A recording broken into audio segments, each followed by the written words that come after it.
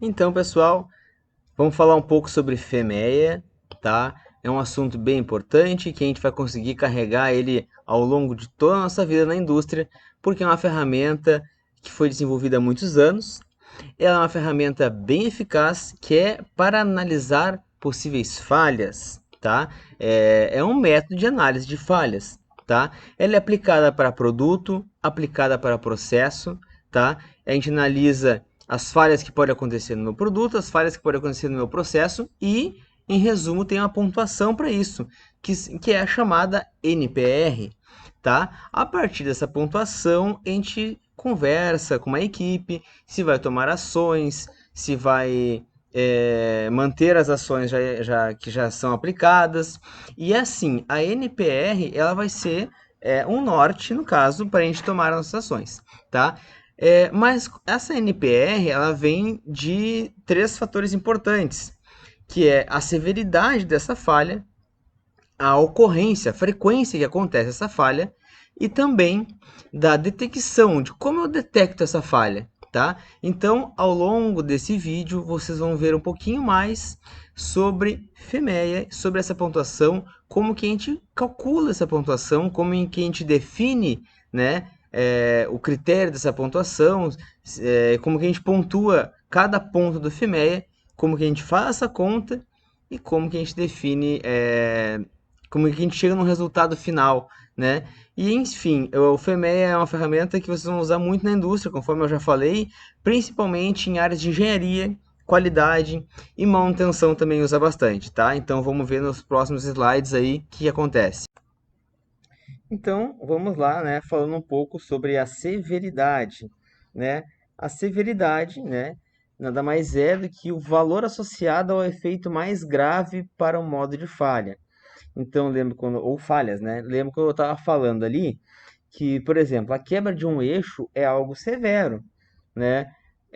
Uma peça faltando operação também tem a sua severidade, mas talvez não tanto quanto a quebra de um eixo, né? Eu vou chegar lá e não vou conseguir dar montagem, vou atrapalhar a linha de montagem, aquela coisa toda, né? Que, claro, vai impactar o meu cliente, mas tem que entender o quão severo isso é.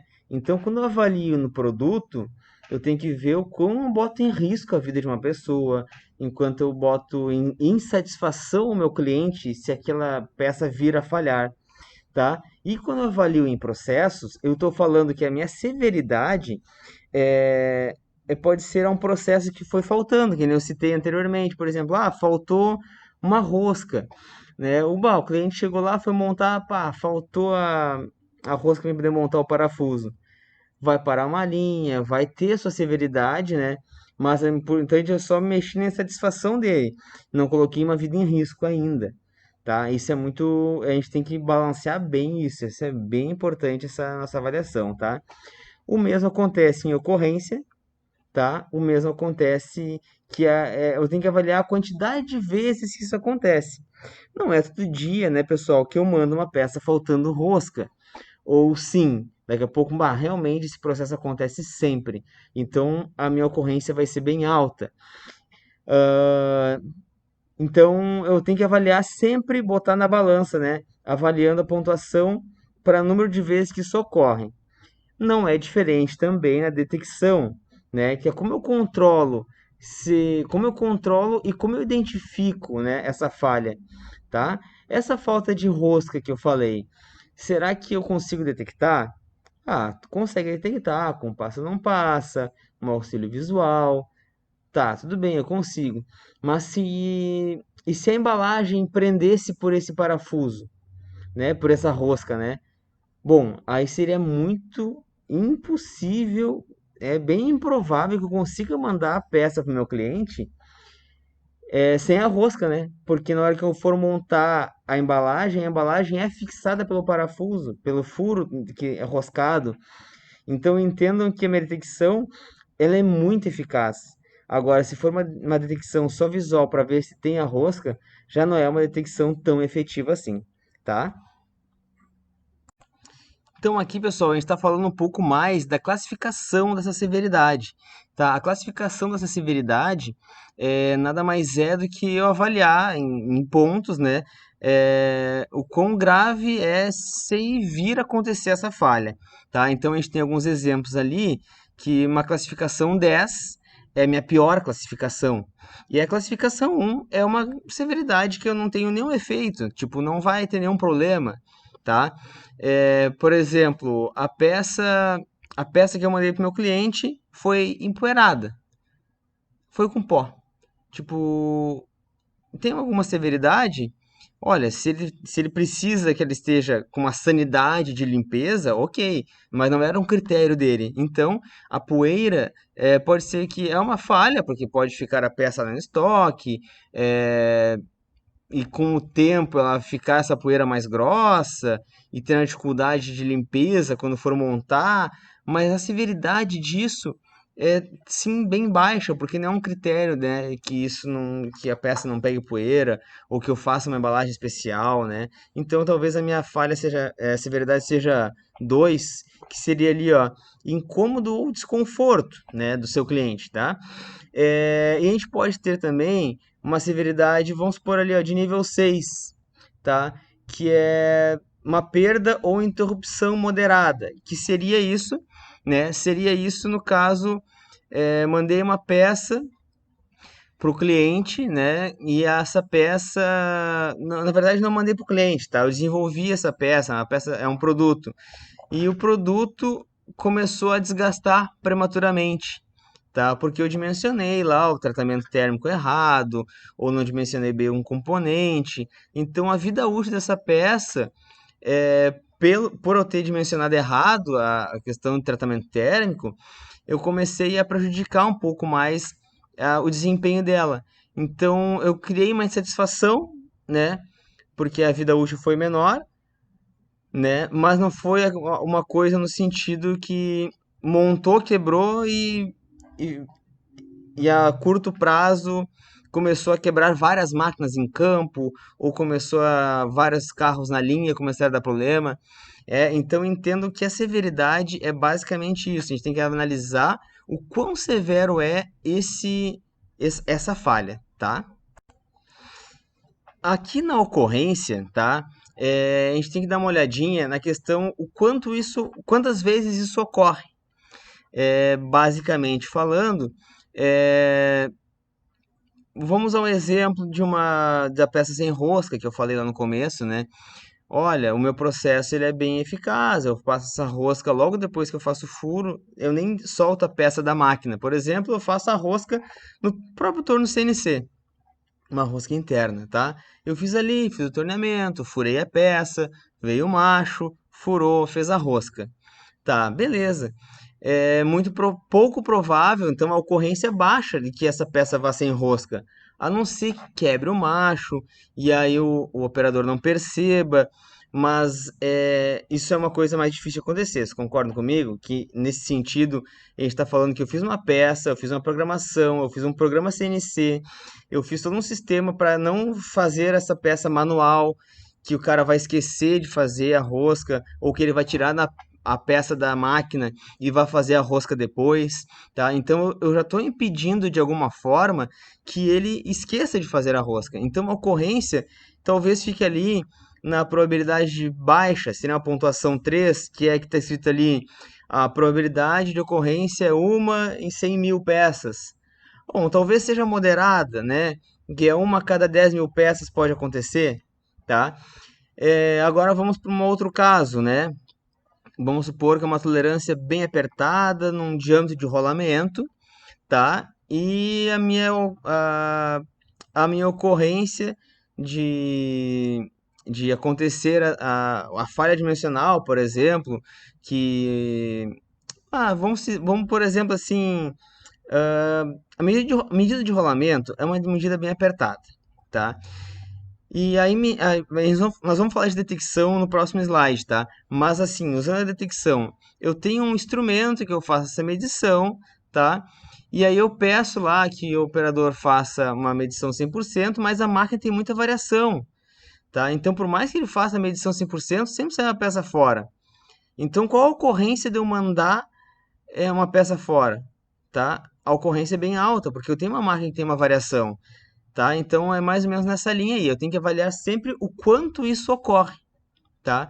Então, se eu já tenho uma máquina com problema, eu sei que a ocorrência é bem alta, tá? Agora, diferente da questão da rosca que a gente explicou antes, tá? E aqui então, que é o último ponto da NPR, né? Que a gente está avaliando a detecção.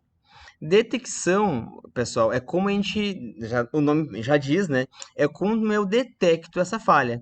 Então, se eu detectei essa falha, através de uma inspeção visual, através de um ultrassom, através de uma medição com matriz dimensional, através de uma inspeção 100%, através de um Poca-Yoke, enfim, é como eu detecto isso, tá? Se a gente usar o exemplo lá da rosca, a gente está falando que tem um passa ou não passa, tá? Então a minha ocorrência é baixa porque eu criei um processo para que não ocorra. Mas a minha detecção ela é fraca, porque se eu faço com passa ou não passa, eu dependo muito do operador fazer. Ah, mas a inspeção é 100%. Pessoal, na realidade, a inspeção 100%, ela não é, ela tem as suas falhas também, tá? Eu não posso deixar dizer que por ser uma inspeção 100%, eu tenho uma probabilidade baixíssima, no caso, altíssima de confiabilidade. Não é bem assim, tá? Porque eu estou dependendo da questão humana. Eu dependo de uma pessoa fazer ou não fazer, tá? Então, a gente tem que entender que a detecção, para ela ser altíssima ali, que seja uma pontuação é, 1, né? Eu tenho que ter uma detecção não aplicável, tipo a prevenção de erro, que é uma peça discrepantes não pode ser produzidas porque é, o item foi tornado a prova de erro. Então, ou seja, assim, ó, a peça sai da linha, ela saiu da mão do operador. Não, ela não saiu da mão do operador, tá? O operador nem tocou nela. Para ser altíssima, a peça está na máquina, um computador vai lá e tira lá fora, um robô, não quer dizer, desculpa, um robô tira a peça da máquina e faz a medição, e aí em seguida já passa para um outro processo que faz o escaneamento da peça. Então, detecção é isso. Para mim ter uma detecção com a pontuação 1, eu tenho que ter um processo muito estanque, tá? E então vamos olhar assim, se eu estou fazendo uma inspeção visual, olha, é, é praticamente impossível que eu vá detectar o problema, tá? Aí entra aquela questão ali que a gente estava falando de no sentido de ficou uma pontuação 10, vamos dizer assim, é praticamente impossível detectar.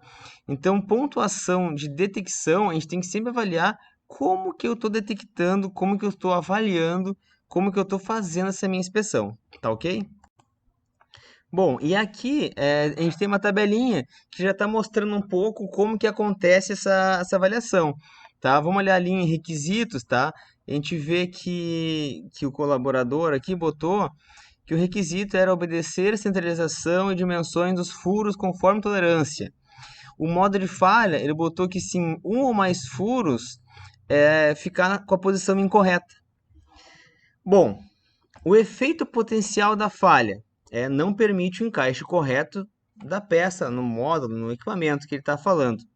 Ele considerou isso como uma severidade 6, que já é uma severidade, né, com uma pontuação um pouco mais criteriosa, porque ele está colocando aqui que o cara não vai conseguir montar, o cliente dele não vai conseguir montar, tá? As causas potenciais da falha, tá? Que ele tem um gabarito lá, para acontecer esse problema, ele botou que meu gabarito está desgastado, que eu não consigo montar. E ele não tem um controle de prevenção, não tem nada diferente que monitore esse gabarito, tá? Olha ali, na ocorrência ele botou 4 porque quer dizer que isso é uma coisa que não ocorre tanto, é moderado, assim, ocorre, pode acontecer, sabe? Ele não está dizendo que não acontece e nem dizendo que acontece sempre, ele está dizendo que acontece. E a detecção dele, né, é 7, porque ele verifica só durante a montagem final. Então é uma detecção muito, né, bem simples, tá? Tipo, não tem uma detecção de medição que já é lá um gabarito que ele tem, que já é uma detecção, mas se ele tiver desgastado, vai dar mais ocorrências, né? Então tá muito ligado. Então a detecção dele ficou com uma pontuação um pouquinho mais alta, tá? E vejam que a multiplicação deu em 168, né? Aqui ele bota como RPN, mas é questão. É, o modelo de tabela dele, tá? Mas é o NPR aqui, né? O número de prioridade de risco, né? Então, assim, passou de 120. Alguns usam 120, alguns usam 100, tá? Mas a tabela manda que a gente faça com 120. Então, a ação recomendada, ele botou assim, ó, fazer uma contrapeça de verificação lá no posto da produção, né? E incluir esse controle de qualidade para os gabaritos. Ou seja, ele botou duas ações ali bem importantes, né? Para melhorar. E aí nós vamos entrar numa questão bem importante, pessoal. Aqui eu diria assim, ó, que é a parte do FIMEA que mais o pessoal analisa errado e monta errado ele, tá? Porque assim, ó, ele botou a responsabilidade, bota o nome da pessoa, bota a data, tá? Ele botou as ações tomadas, como é que ficou, que sistemática o pessoal usou, como é que o pessoal fez, beleza. Só que aí tu tem que avaliar de novo para ver se tu conseguiu baixar o teu NPR. E aí as pessoas se enganam muito, que as pessoas vão lá e avaliam e mudam a severidade. Botam a severidade, baixei um pouquinho a severidade para 5, para 4. E isso está completamente errado.